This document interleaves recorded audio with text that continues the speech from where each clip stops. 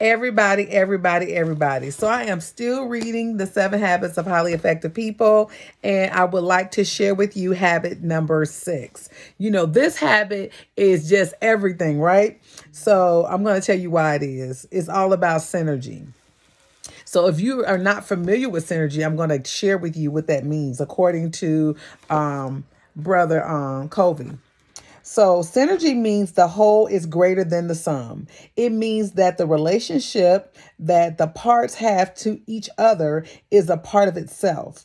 It not only is a part, but it has an empowering part that most unifies, and it's the exciting part of the whole, right? So what I like about synergy is you can feel it's like energy. So synergy is everywhere. It's in nature. Two plants close together can root, their roots can come together, and that's a part of synergy. He even said wood, holding wood together is stronger together, and it weighs more than it would separately. So that's synergy. Even the way a man and a woman create a child is called synergy, right? Have you ever walked in the room and everybody stopped talking and looked at you? That was synergy. You felt that. Okay, either y'all don't want me to know what y'all talk about, or y'all clearly are talking about me. What's up? Synergy. So you feel that. So synergy, like I said, is a part of communication. So that's what he says about synergy. He says many people have not really experienced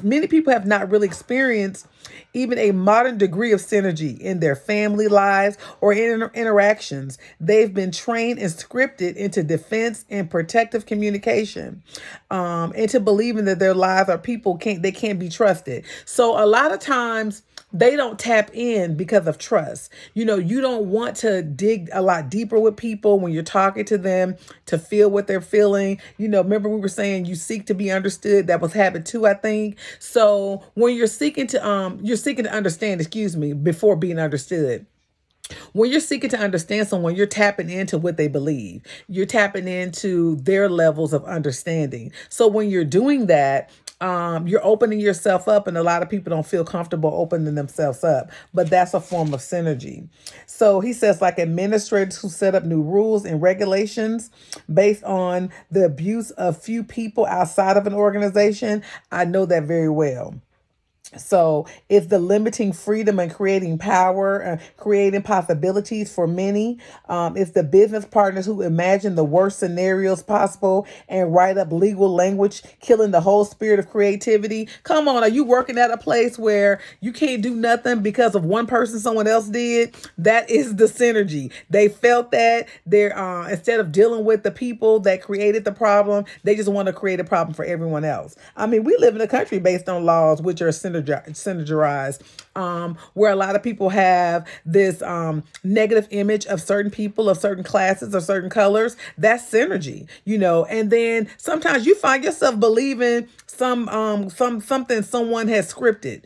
Someone says about a particular person of color, particular male person, dressed of a certain way. Oh, we need to be mindful. We need to hold our purses. That's all synergy. You have the sum have created this image, and now the whole is living out that script. So that is synergy. Once people have experienced real synergy, they are never quite the same. They know the possibilities of having other such minded, expanding adventures in their future. So your mind is open to new things when you open up yourself to synergy. Synergy is exciting, it's creative, it's an openness and communication. He said, we seek not to imitate the master, sorry, rather than we seek what they sought.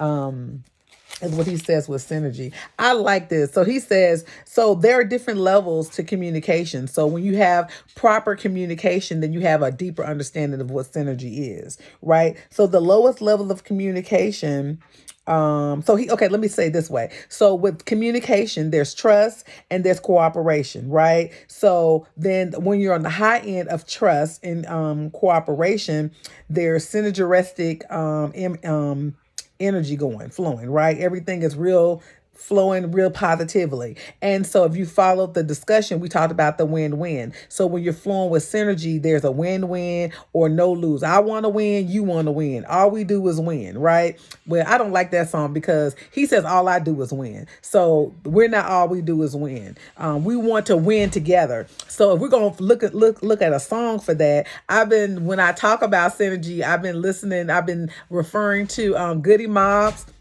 song, You and I got to do for you and I. So when we doing for you and I, then everybody's winning. That's synergy, right?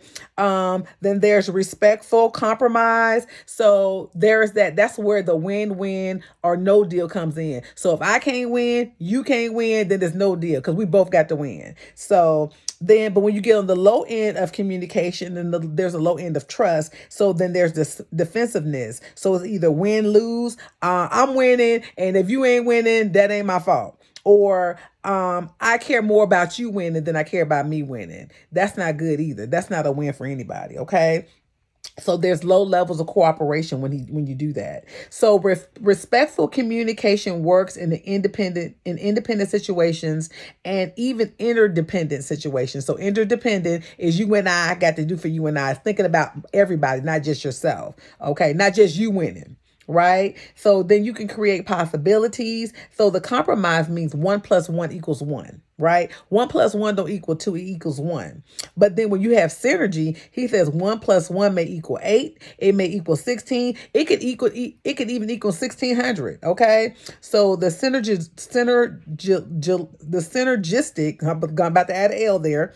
Synergistic position of high trust produces solutions better than any original proposed party. So when we're thinking together, when it's you and I got to do for you and I, we winning. We are winning. We're doing things on a level that other people can glean from.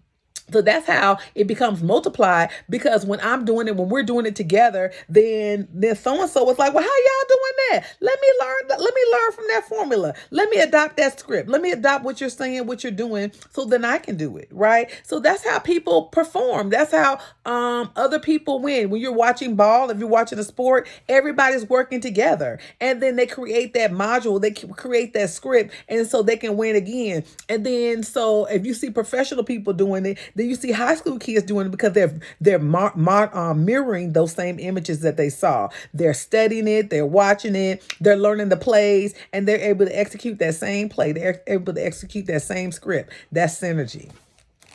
You and I got to do for you and I. What? You and I got to do for you and I. So then you know about the negative synergy, right? So if you just look at it from the opposite way. Sameness is not oneness. Uniforming things is not unity. Unity is oneness, complementary. You're complementing one another. Is not the same. It's not boring. So even with the young people that are studying the plays, what they're going to do is they're going to learn that play and they're going to put their stank on it. Ain't nothing like some stank.